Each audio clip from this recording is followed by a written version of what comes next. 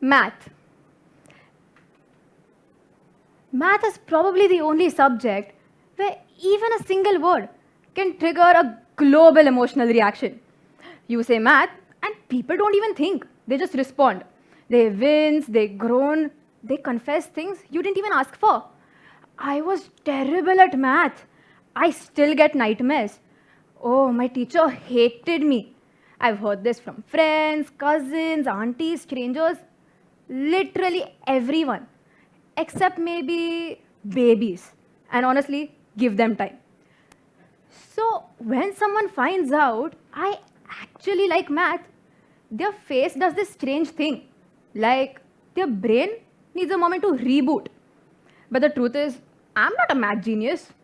I'm not the naturally gifted kid. And no, I cannot solve a Rubik's Cube in 30 seconds. I love math for one very simple reason. The moment something so confusing starts making sense is one of the best feelings in the world. That tiny internal click, that, wait, hold on, I get it moment. That's my version of adrenaline. One of the times I felt that was with polar coordinates. At first, I stared at the diagram thinking, why are we even locating points with angles now? Weren't XY coordinates enough? Who even decided this? But then it finally clicked. And I felt like I had discovered a new piece of the universe. That's, that's the math I love. The one that expands your world, not shrinks your confidence. And then there was my 6-year-old cousin. One day, while we were waiting at the dentist clinic, he kept on flipping a coin out of boredom. So I asked him, what do you think are the chances of getting heads? He didn't even look up and said, 50-50. Then I pushed it and asked, okay, how about getting heads twice in a row? He stopped for a second, thought about it, and said, oh, so 50-50 and 50-50 again? He has never learned probability, he's never heard of it, he's never even touched the chapter that terrifies half the secondary school population. But he already understood the idea.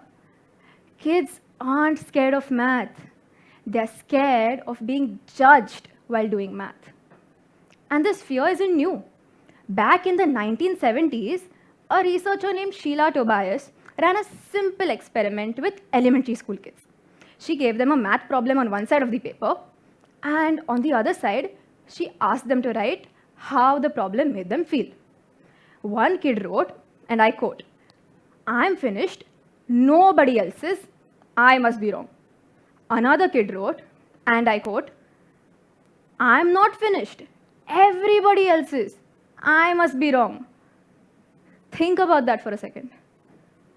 Two completely opposite situations, but the exact same conclusion. I am wrong. These are children, not adults, not people preparing for board exams. Children who should be thinking about cartoons and playground drama are already convinced of being wrong. Some even mentioned their parents saying things like, nobody in our family was good at math. Imagine hearing that at 7 years old, before your brain has even finished wiring itself. Others remembered standing at the board, freezing, while the whole class laughed. And that's when it hit me. Math anxiety doesn't start with math. It starts with embarrassment, it starts with comparison, it starts with the room. And I want to make you think for a moment now. Just look around this room. Some people solved math differently. Some people struggled with it. Some still avoid it. But at the core, we all share one thing. We judge ourselves not by what we understand, but how fast we understand it. Speed has become a definition of smartness, but speed has nothing to do with understanding. Neuroscientists have found out that when you slow down and think through a problem, you engage in deeper parts of your brain, the areas that are actually responsible for understanding, not just memorizing. So, slow is not stupid. Slow is deeper. And that brings me to the small things that actually help me learn. The thing about math is, the moment your concepts feel clear, the fear drops. And one of the simplest method I've ever used for this is the Feynman technique. Here's how it works. Pick a tiny concept, like, okay, how does integration by part even work? Study it and jot down everything you just learned. Now, explain it out loud in the simplest words possible.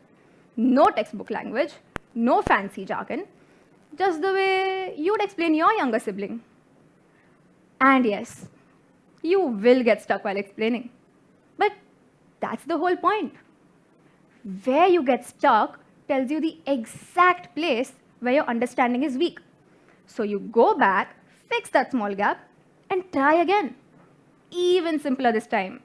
Somewhere in this process, you'll start making your own analogies. And bam, that's when the concept finally belongs to you. And you know what the best part is? You don't even need an audience.